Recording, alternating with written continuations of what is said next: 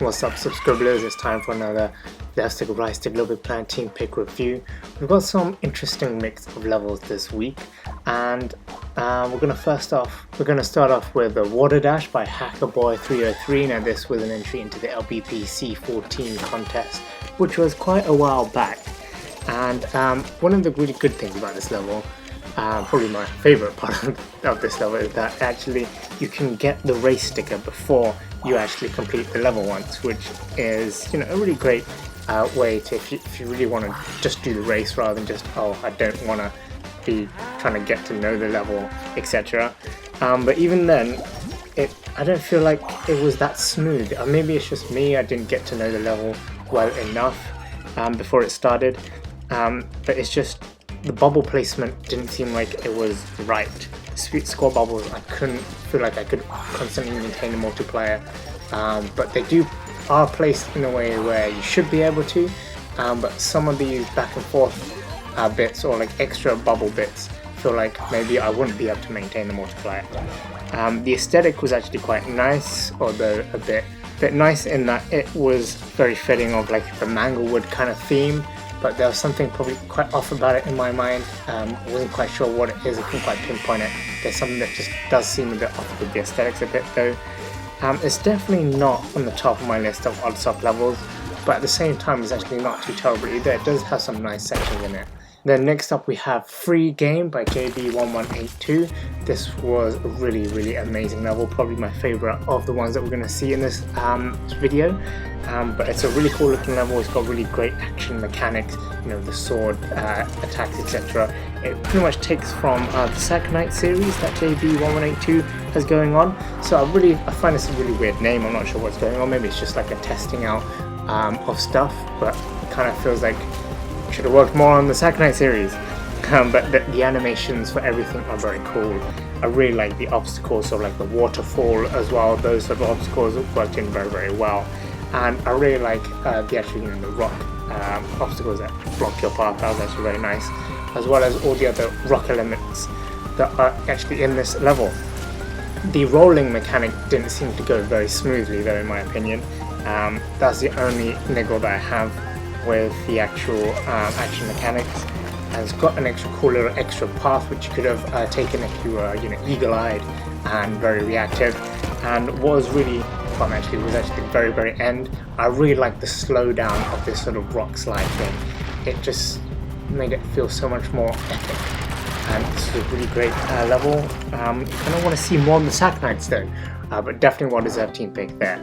And then lastly of that week we had Unknown Human by scarybiscuit. This was a 3D level, sci-fi-ish kind of style, and it actually had a great level of detail for a 3D level. I think this, you know, scarybiscuit's 3D levels do tend to go above and beyond with the level of detail, which is really cool. One really cool bit that I really liked about this was sort of having this HP bar on the gun rather than anywhere else. That was actually a really nice sort of UI bit that was quite cool. And the enemies do actually look a bit mundane, I have to say, in this level. Obviously they're just a few bits tagged together with really very rudimental red dots coming over, but the rest actually look pretty cool. It did feel very short. Obviously there's not that much to do. You're just activating a few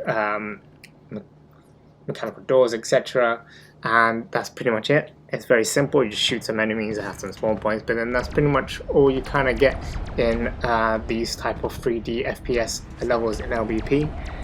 It had this interesting little barrier thing, which, you know, took some hits, which seemed quite hard to register, I have to say. It didn't always seem to really hit for some reason. I didn't quite get it.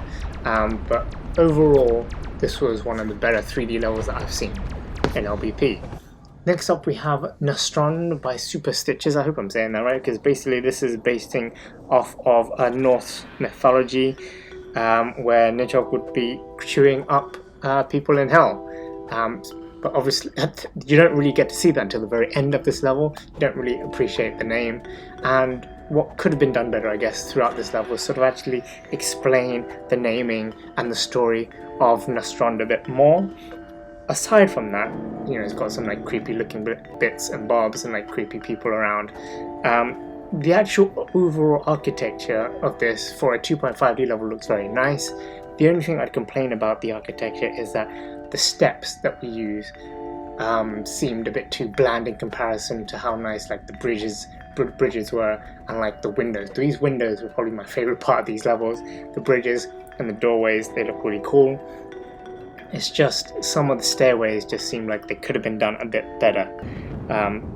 And it's got this really nice animation at the end of, you know, going down into more underworld, I guess, to be eaten. But this is interesting level, nonetheless. It has some really great bits, but at the same time there's some bits that just really don't shine too much. Maybe it feels more like a great LBP2 level rather than an LBP3 level. That's probably the best way to put it. And then next we have Afterlife by kianbroom. This was a silhouette style level which uses the hero cape, sort of floaty fluid, and the attracto gel. These sort of features were quite used in a very basic and rudimental way, which isn't quite what I'd expect from a team pick. I kind of expect these bits to be used a bit either more dynamically or more interestingly, or just more innovatively as well. It just seems very bland the way that they're used, and very basic and just pretty much run the mill. The aesthetic looks alright, the silhouette style, the background of the whole spacey kind of look, as well as all the shrubbery around looks kind of alright. It's very short and very basic. The thing that I actually found the most interesting though was actually at the very end, just before the scoreboard, where you actually don't know what the significance is, but there's like this kind of ghosty clock, and there's a meteor that comes down, and it doesn't really seem to go with anything in this whole story. There's no sort of narrative that implies what the hell is that, but that actually drew the most of my attention, which is a bit of a shame, to be honest, because it was just like the last few seconds just before you reach the scoreboard, and everything else was quite basic. I mean, the only thing that was nice is some dynamicness with the rocks actually exploding. And then finally we have probably my second favourite of this whole video, Modern Estate by Betusch. This was an amazingly recreated house, or not really recreated, this is just an amazing house. It is probably the best looking house that I've come across in LBP.